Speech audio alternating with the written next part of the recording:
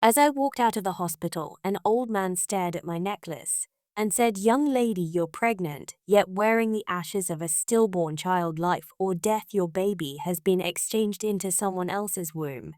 The necklace had been a gift for my best friend Chloe after her miscarriage. I hadn't wanted to wear it, but she insisted that same morning Chloe discovered she was pregnant again, while my previously healthy baby lost its heartbeat. A chill ran down my spine. At home, I instinctively wrapped the necklace around the belly of my pregnant black dog. There was indeed grayish powder inside ashes. My mind raced. Chloe and I had gone to the hospital together. She left smiling. I stayed behind, devastated. As I exited, the old man, "Mr. Keith, stopped me. The moment you put on that necklace, a ritual began. He warned you must pass it to another pregnant woman before midnight, or both you and your baby will die." Desperate, I asked if there was another way. He said no. Then he added, "Do not alert the target," and left his number. It was 5 p.m. I had 7 hours. Still in disbelief, I returned home, only to hear moaning from the study. Chloe voice laughing. She looked so broken leaving the hospital. I couldn't stop laughing. She said, "Harold," my husband replied, "once the ritual's done, that lump of flesh will fall out." My world collapsed. I left quietly and returned to an old apartment I owned before marriage. There the black dog stared at me with an eerily human glare. Suddenly, I realized Mr. Keith never said the recipient had to be human. I fed the dog, wrapped the ashes necklace around its valley, and locked it in the cage. Just then Harold arrived carrying bags of food. "I made soup at you," he said, acting kind. The dog, who never liked him, suddenly rubbed against him affectionately, his face dark. And when he saw the necklace, "Why is Chloe's gift on the dog?" he asked coldly. I faked a smile and said I was filming a viral clip. Harold took the necklace and placed it back around my neck. I felt suffocated. Later, I caught him on the phone. "She can't take it off," he told Chloe. "She'll sleep through the ritual. When she's gone, everything will be ours." Tears streamed down my face. I waited until he slept, drugged the dog with leftovers, and retired the necklace around it. At 11:55 p.m., I called Mr. Keith and told him the dog began to bleed black. My belly shrank. My baby had survived. "You must come now," Mr. Keith said. "The child is still cursed." I rushed out, only for Chloe to appear, ramming her car into a fence and attacking me. I barely escaped in a taxi and made it to Mr. Keith's place. Then Chloe sent a picture she had gutted the dog. My stomach career amped. I didn't know if I was bleeding or simply terrified. Harold began calling nonstop. Then came a message, a photo of the gate to Mr. Keith's house. "I found you," he wrote. "I'm coming up." A knock on the door. "Honey, open the door." The knocks were calm to come slow, rhythmic, as if Harold already knew I was on the other side, as if he was savoring my fear. Mr. Keith's hands didn't stop moving and lit the final candle and placed a blood-red talisman at the center of the Gram's formation. "Don't open it," he said without looking at me. "He can't hurt you if you stay inside. The protection is almost complete." "But he's right outside," I whispered, panic. My phone buzzed again. Harold's message: "If you don't open this door or break it down, and when I do, it's over for you and your cursor brat." I wanted to scream. My hands were shaking, my stomach still cramping from the trauma, and tears blurred my vision. "Mr. Keith, please. He's not bluffing. He'll kill me." Mr. Keith looked up, then his eyes glowing eerily. "And the canlight, he can't cross the line unless you invite him in. The ass curse only binds you if you act with guilt or fear. Stand your ground, Raina." I stared at the door. Harold's shadow shifted behind the frosted glass. He whispered in that sickly sweet tone he always used when manipulating me. "Honey, open up. You're not safe with that crazy old man. Let me help you. I'll take you to a real doctor." I backed away. Suddenly, bang, allow that against the door. Another and another. The old frame shuttered but held. "I have to reinforce the seal," Mr. Keith muttered. "Sit there, don't move. And whatever you do, don't let him trick you into stepping outside." As he scrawled symbols along the windows and floorboards with salt and wax, I sank into the corner of the room, clutching my belly. My baby kicked again, weak but alive. Then came another message from Chloe. "It was always supposed to be me. I was meant to be the mother. You stole that from me. You stole Harold. You stole everything." A photo followed. My wedding ring snapped into sitting in a pool of what looked like blood. I gagged. But then Mr. Keith spoke again, his voice firmer. "The baby spirit is resisting. That's good, but your connection is damaged. We'll need more Or than ritual, we need truth memory. Do you still have something of your mother's? My mom. I blinked, she died. When I was little I have her it on my keychain. Perfect, he took it and placed it in the center of the diagram. Your mother's blessing may be the only anchor strong enough to protect your child's soul from close interference. I was about to ask what he meant, but then, crack the front door frame, split a voice rang out, not Harold's, not close, but something inhuman. A low growl echoed from the hallway, followed by a screech that made the flames on the candles tremble. Mr. Keith's head snapped toward the door. She brought something with her. What is that? He didn't answer. Instead, he pushed a dagger into my hand, small, silver, engraved with old characters I couldn't read. If the door breaks, he whispered, stab the necklace, don't hesitate. It'll hurt, but it may be the only way to sever the bond for good. Before I could respond, the door burst open, and what stood there wasn't Harold. Not anymore. The thing in the doorway wore Harold's face, but it wasn't him. Its skin was too pale, stretched taut over sharp cheekbones. Its eyes were completely black, solace boys that glinted with a hunger no human had. And when it opened its mouth to speak, the voice that came out was a grotesque mockery of hair. Old layered, echoing as though something ancient was speaking through him. You've made this difficult, Raina. All you had to do with wear the necklace. Mr. Keith stood protectively in front of me, arms outstretched. You cannot cross the boundary. Leave this house. Shadows fun. The creature chuckled. Your words are weak, old man. Her blood is still bound. The child is marked. It belongs to us now. A scream caught at my throat, but I couldn't make a sound. My heart thundered as the necklace around my neck began to burn ice cold. As if frostbitten, the silver gorge shook, and I could hear whispers inside it, children's voices, crying, laughing, screaming. I clutched my belly. My baby twisted violently inside me. No, I cried, you can't take my child. The creature snarled and stepped forward just 1 foot. The candles along the trigram circle flared up, and a bolt of energy struck the creature in the chest. It staggered back, house being, and for just a moment Harold's real face flickered underneath. Tears streamed down my face. Mr. Keith, what is that thing? Something Chloe summoned, he said grimly. She didn't just steal your child's life energy,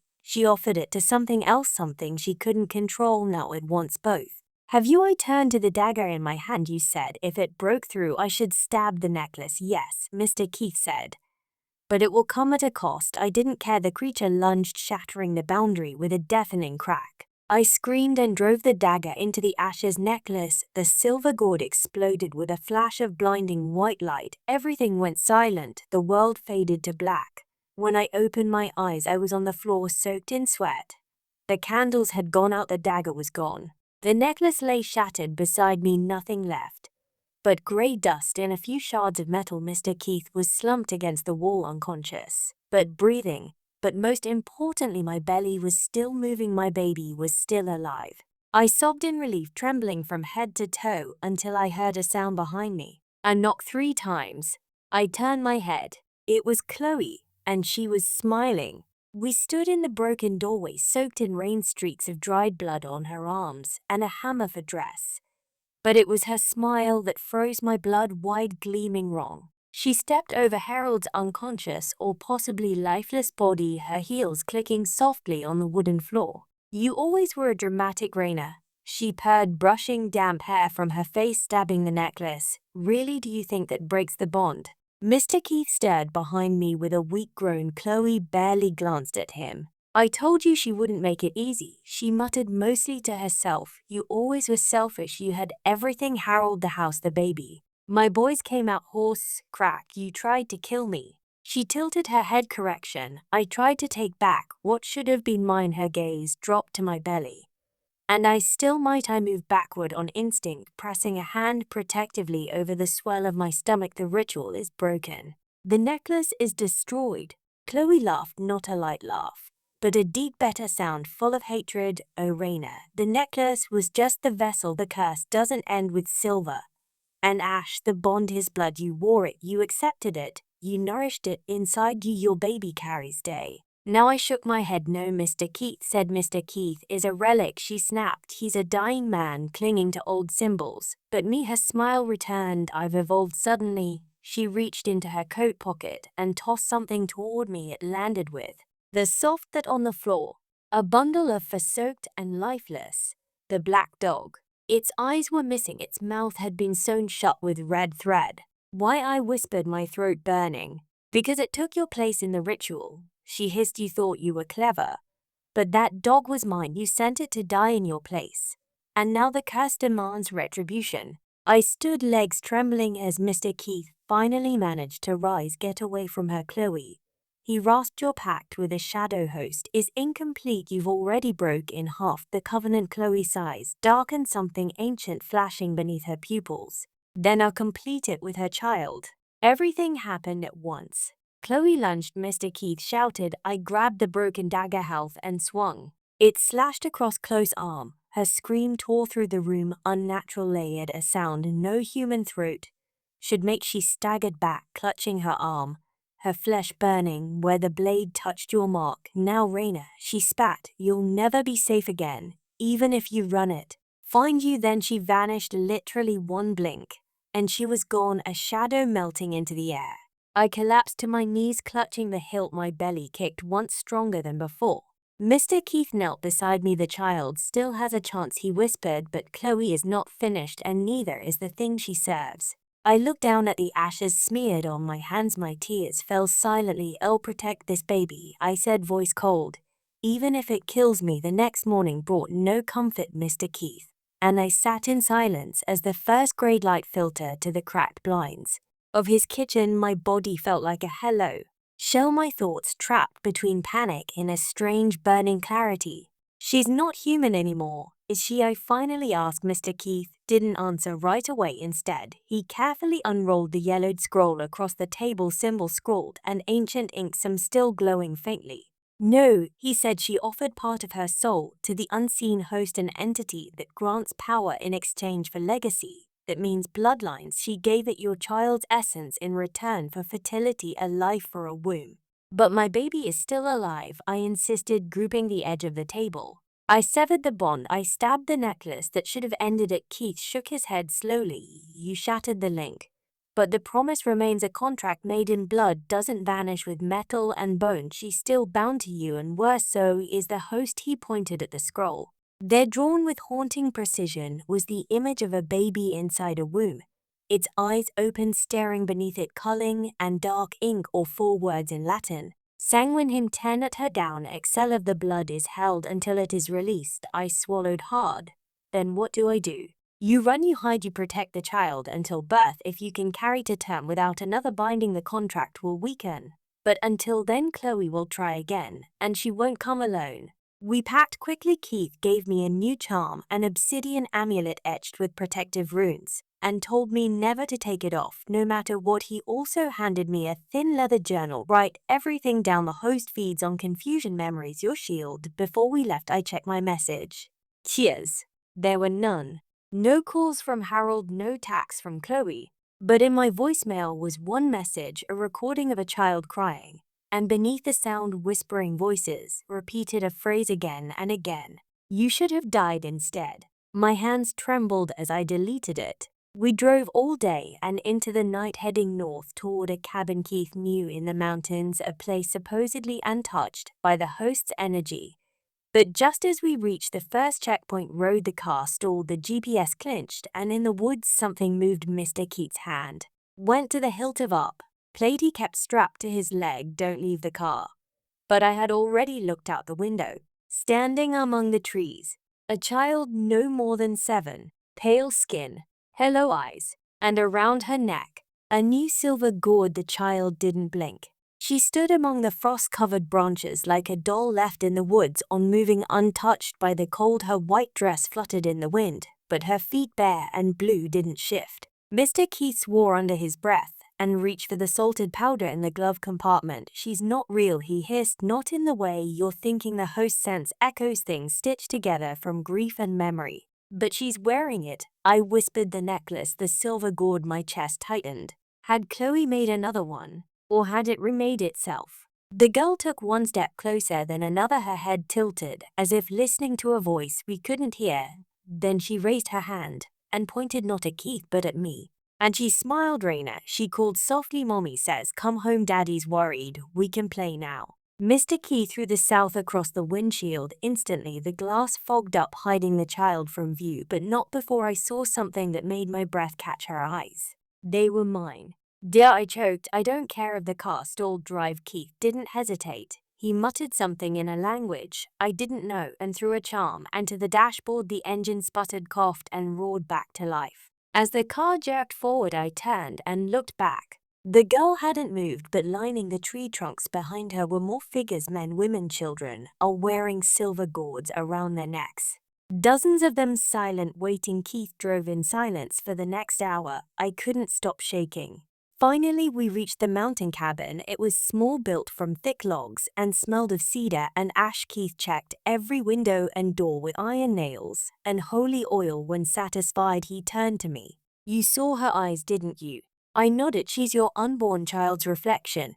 He said grimly, a future that's been marked. The host is trying to shape what's inside you. If it succeeds, your baby won't be born human. I collapsed into the chair beside the cold fireplace. So what do? I whispered. How do I stop it from becoming that? Keith, now before me, and placed his hand gently over my stomach.